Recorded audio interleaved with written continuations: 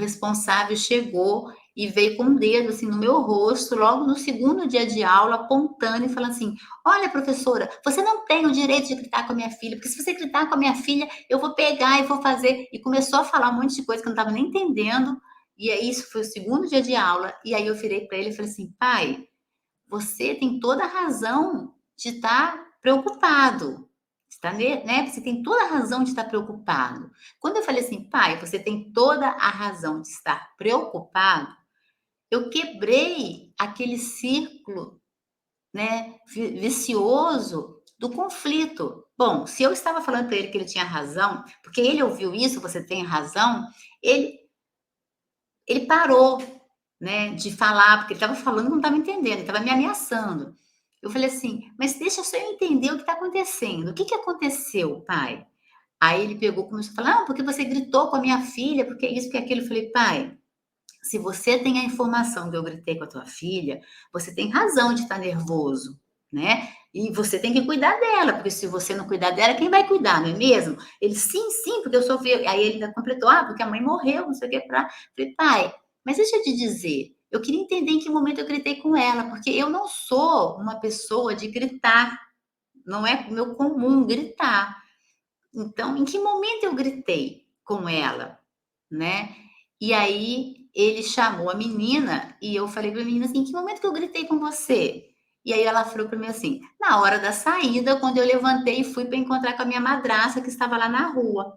Aí eu falei assim: "Ah, pai, eu gritei mesmo. Mas eu gritei porque eu fiquei preocupada com a segurança da sua filha. Eu não conhecia a madrasta. Ontem foi o primeiro dia de aula e o combinado era que os responsáveis entrassem até entrassem na escola e pegassem a criança para que a gente conhecesse com quem que a criança está saindo, né?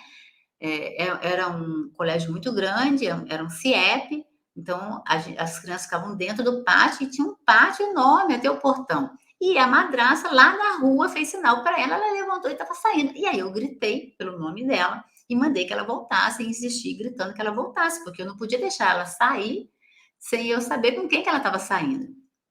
E foi nesse momento que eu gritei. E aí eu expliquei isso para o pai. E aí o pai já estava ouvindo, porque ele já tinha se acalmado, porque eu já tinha dado a ele a escuta ativa, eu já tinha reconhecido o sentimento dele, a preocupação dele, porque pensa bem, gente, na cabeça dele, a fala da criança que chegou até ele foi que a professora gritou com ela, e ele não queria que o professor gritasse com o filho dele, como a maioria de nós, a gente não quer que ninguém grite com os nossos filhos.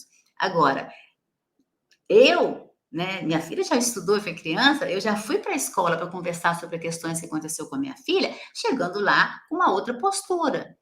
Mas eu não posso querer que as pessoas tenham a mesma postura que eu tive, porque lembra que a gente falou lá que cada um tem a sua história, cada um tem a sua linguagem. Esse pai, ele chegou com a linguagem que ele conhece, com a linguagem que ele cresceu vivenciando e que ele vivencia na comunidade onde ele vive, né? E ele, nesse caso, ele era o único que tinha essa postura. Eu tinha, né, uma sala com 35, 38 crianças, todas da mesma comunidade, e nenhum pai, nenhuma mãe chegava com essa postura, morando no mesmo território, né? Então, não é o território que justifica isso, mas é a história pessoal dele.